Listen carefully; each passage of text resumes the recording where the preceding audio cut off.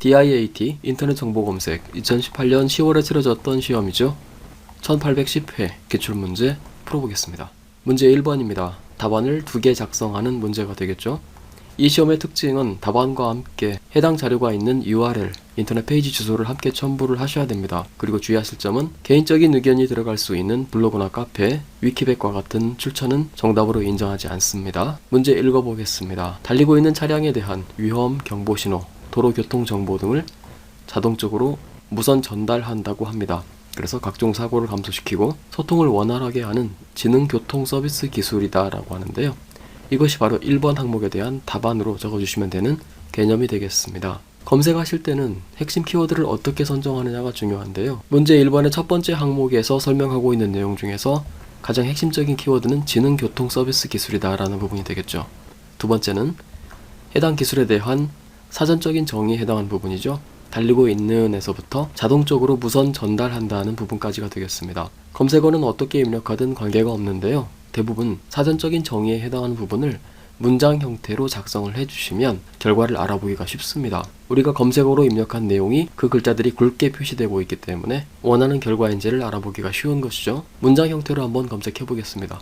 달리고 있는 차량에 대한 위험 경보 신호, 도로교통 정보 등을 자동적으로 무선 전달, 여기까지 검색어로 입력해 보겠습니다. 네이버 접속하시고요. 오른쪽에 더보기 버튼이 있습니다. 클릭하신 다음에 지읒 항목에 있는 지식백과 클릭해서 지식백과 페이지로 이동합니다. 검색 글자 수 제한 때문에 자동적으로까지밖에 입력되지 않았죠. 상관없습니다. 이대로 검색해 보겠습니다.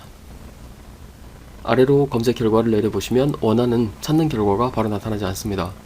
검색어 문장 중에서 필요 없는 부분들 조금씩 줄여보겠습니다. 달리고 있는 부분에 대한 내용을 지우죠.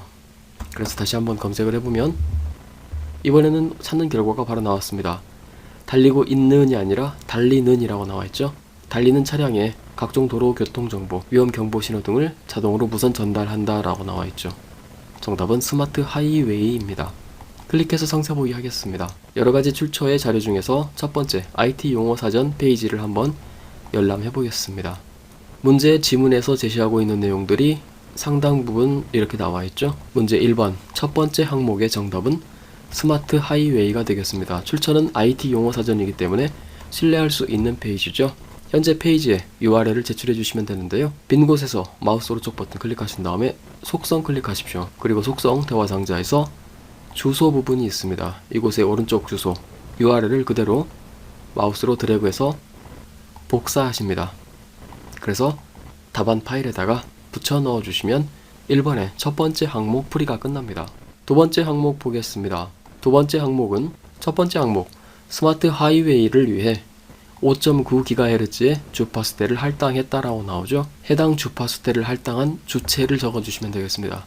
이것은 방금 봤던 스마트 하이웨이 본문 자료에서 바로 열람할 수가 있습니다.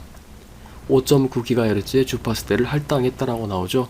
그리고 해당 주체는 미국 연방통신위원회입니다. 문제 1번의 두 번째 항목 정답은 미국 연방통신위원회가 되겠고요. 해당 항목 클릭해서 상세 보기 하고요. 미국 연방통신위원회가 설명이 되어 있는 페이지로 옮겨옵니다.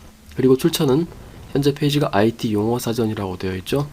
이 페이지의 URL을 첫 번째 문제에 두 번째 답안으로 역시 제출해 주시면 되겠습니다. 그러면 문제 1번에 대한 전체 풀이가 끝나겠죠. 계속해서 문제 2번입니다. 음원이나 영상에 대한 불법 다운로드와 함께 문제가 되고 있는 이것은 영화 및 소설 그리고 애니메이션 등의 내용 및 줄거리를 예비 관객이나 독자, 특히 네티즌들에게 미리 밝히는 행위나 그런 행위를 하는 사람을 일컫는 말이다 라고 합니다. 내용이 꽤 깁니다. 그리고 이것은 일본어로 네타바레라고 한다 라고 하는 결정적인 키워드가 제시가 되어 있죠. 결정적 키워드 네타바레 검색하시면 원하는 결과를 찾게 될 확률이 아주 높습니다. 검색해 보겠습니다. 역시 지식백과 페이지에서 네타바레 검색하십니다. 결과를 보면 바로 나와 있죠. 스포일러라고 나와 있습니다. 대중문화사전 자료를 열람해 보겠습니다. 문제의 본문에서 제시하고 있는 내용들이 상당 부분 적혀 있죠. 문제 2번의 정답은 스포일러이고요. 현재 자료가 있는 출처는 대중문화사전 신뢰할 수 있는 페이지이기 때문에 이 페이지 URL 함께 답안으로 제출해 주시면 됩니다. 문제 3번입니다. 입체주의의 창시자라고 합니다. 20세기 미술계의 거장이다 라고 하고요. 청색 시대를 거쳐서 종합적 입체주의까지 입체주의 미술 양식을 창조하였다 라고 합니다. 핵심 키워드 한번 선정해 보겠습니다. 입체주의의 창시자, 그리고 20세기에 활동했던 인물이 되겠고요. 청색 시대, 그리고 종합적 입체주의, 이 네 가지가 되겠습니다. 네 가지 키워드 전체적으로 한번 입력해 보죠. 입체주의 창시자, 그리고 20세기, 청색 시대, 종합적 입체주의까지 총 4개의 핵심 키워드를 입력했습니다. 검색해서 결과 보겠습니다. 두 번째 항목에서 파블로 피카소라고 나오는데요. 20세기 최고의 거장이다 라고 나오고요. 초기 청색 시대를 거쳐서 종합적 입체주의까지 입체주의 미술 양식을 창조하였다 라고 나오죠. 파블로 피카소 선택해서 읽어보겠습니다. 입체주의의 창시자라는 대목부터 해서 문제에서 요구하고 있는 지문 내용이 거의 흡사하게 포함이 되어 있죠. 문제 3번의 정답은 파블로 피카소입니다. 현재 출처는 500일 위대한 화가라고 해서 책에서, 도서에서 언급된 자료인 것을 알 수가 있습니다. 신뢰할 수 있는 자료에 해당하겠죠. 출처가 조금 애매하게 생각되신다면 정답으로 밝혀진 파블로 피카소라고 하는 내용을 다시 한번 지식백과에서 검색을 직접 해보십시오. 검색어로 입력해서 결과를 보십니다. 그래서 세 번째 항목을 보시면 두산백과라고 해서 백과사전 출처가 있죠. 이곳은 전적으로 신뢰할 수가 있겠죠. 클릭해서 해당 자료가 있는 이 페이지를 URL로 제출하셔도 무방합니다. 문제 4번입니다. 인도차이나 반도의 캄보디아에 있는 동남아시아 최대의 역사 유적 중 하나이다 라고 나오고요. 톤레사프 호수에서 북쪽으로 약 20km 떨어진 곳에 있는 언덕 정상에 자리 잡고 있다고 하고요. 캄보디아의 크메르 왕조가 건설했다는 것이 분명해졌다고 합니다. 핵심 키워드는 방금 전 밑줄을 쳤던 부분들이 되겠죠. 캄보디아에 있다, 그리고 톤레사프 호수에서 북쪽으로 약 20km 떨어진 곳에 있고요. 그리고 크메르 문명까지 검색어로 입력해 보시면 되겠습니다. 검색어로 전체 넣어보겠습니다. 캄보디아에서부터 시작해서 크메르 문명까지 전체 검색어를 입력했습니다. 검색 결과 보겠습니다.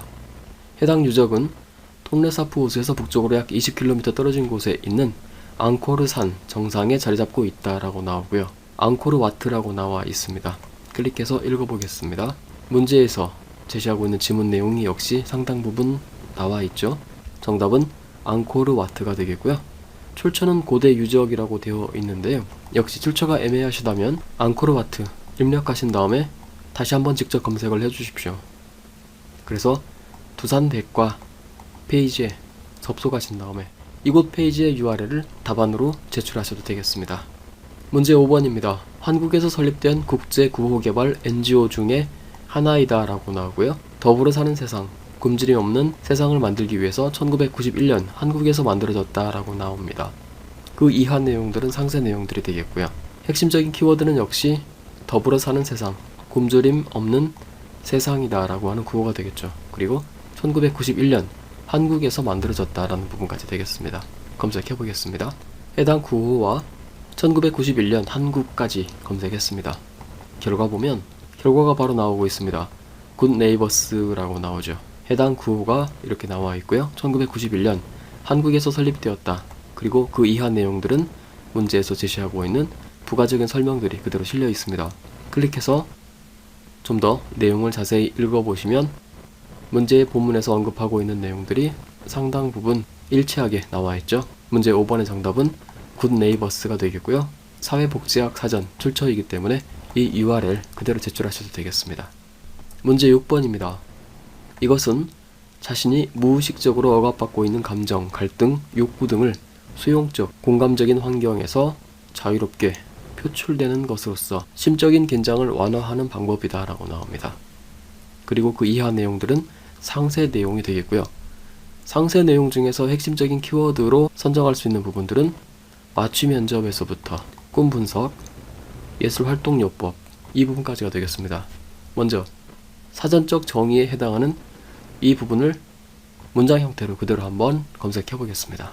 자신이에서부터 시작해서 공감적인 환경에서 여기까지만 검색어로 입력할 수가 있게 되었는데요. 역시 관계없습니다. 그대로 문장을 검색해 보십시오. 아래로 내려가면서 검색 결과를 보죠. 첫 번째 페이지에서는 원하는 결과를 바로 찾을 수가 없었고요. 두 번째 페이지 보겠습니다. 역시 검색 결과가 바로 나오지 않습니다. 검색어를 한번 달리 입력해 보겠습니다. 이번에는 앞서 말했던 상세 내용 중에서 핵심 키워드가 될 수 있는 부분, 맞춤 면접 부분부터 최면, 그리고 꿈 분석부터 예술활동요법까지 이런 전문적인 용어들이 언급되어 있는 부분들 검색하시면 원하는 결과를 찾을 확률이 아주 높습니다. 맞춤 면접에서부터 예술활동요법까지 입력했습니다. 검색 결과 보죠. 검색 결과에 세 번째 항목 카타르시스라고 하는 부분에서 원하는 결과가 나와 있습니다. 본문에서 언급되어 있는 내용들이 이렇게 나와 있습니다.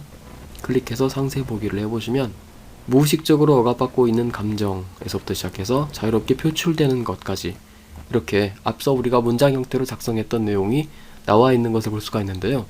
우리가 결과를 바로 볼 수 없었던 것은 문제의 지문에서 자신이 라고 하는 부분까지 검색어로 입력했기 때문입니다. 만일에 무의식적으로부터 시작해서 이렇게 자유롭게 표출된다라는 부분까지 이렇게 검색어를 입력했으면 정답을 바로 만났을 확률이 아주 높습니다. 똑같이 문장 형태로 검색어를 입력한다고 하더라도 그 문장을 어떻게 작성하느냐에 따라서 이렇게 지식백과 페이지에서 결과를 바로 만나느냐 아니면 몇 차례 검색 단계를 더 거쳐서 만나게 되느냐 이런 차이가 있습니다. 문제 6번의 정답은 카타르시스가 되겠고요. 출처는 생명과학대사전이기 때문에 현재 페이지 URL로 제출하셔도 되겠습니다. 문제 7번입니다. 답안을 2개 작성하셔야 되는 문제죠. 먼저 첫 번째 항목은 사용자들의 온라인 금융 거래 정보를 블록 형태로 연결한다고 합니다. 그리고 그 이하 상세 내용들이 계속 언급이 되어 있는데요. 먼저 이 정의에 해당하는 부분 사용자들의에서부터 시작해서 블록 형태로 연결 이 부분을 그대로 검색해 보겠습니다. 검색어로 입력하고요. 검색 결과를 보면 원하는 결과가 바로 나왔죠. 블록체인이라고 나와 있습니다. 클릭해서 읽어보겠습니다. 문제에서 요구하고 있는 본문 내용이 상당 부분 나와 있죠. 문제 7번 첫 번째 항목의 정답은 블록체인이 되겠고요. 출처는 IT 용어 사전이기 때문에 현재 페이지 URL로 제출하시면 되겠습니다. 그리고 문제 7번의 두 번째 항목에 대한 내용은 본문에서 언급이 되어 있듯이 인터넷에서 개인들 간의 파일 공유 수단으로서 PC와 PC를 상호 공유하도록 연결해주는 것을 의미한다라고 나오죠. 이것은 앞선 7번의 첫 번째 항목 정답을 알아봤던 페이지에서 계속 설명이 되어 있습니다. P2P 네트워크 분산 환경이라고 나오죠. 문제 7번의 2번 정답은 P2P입니다.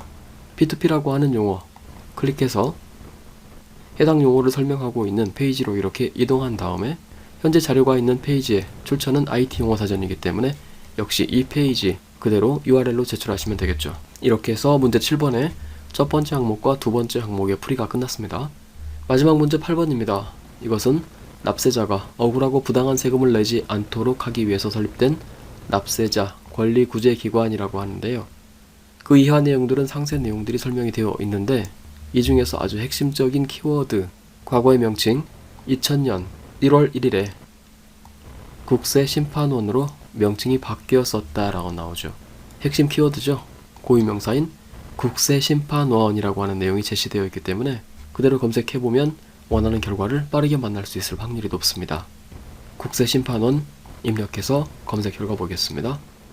중간쯤으로 내려가서 확인해보시면 조세심판원이라고 나옵니다. 클릭해서 읽어보겠습니다. 문제에서 요구하고 있는 사전적인 정의 부분이 그대로 나와 있죠. 그리고 좀 더 아래로 내려가서 2000년 1월 1일 국세심판원으로 명칭이 바뀌었다가 라고 하는 내용이 나오죠. 따라서 문제 8번의 정답은 조세심판원인 것을 알 수 있습니다. 빠르게 정답을 찾았죠. 출처는 네이버 기관 단체 사전이기 때문에 신뢰할 수 있는 페이지죠. 현재 페이지 URL로 제출해 주시면 문제 8번의 풀이까지 모두 끝나게 됩니다.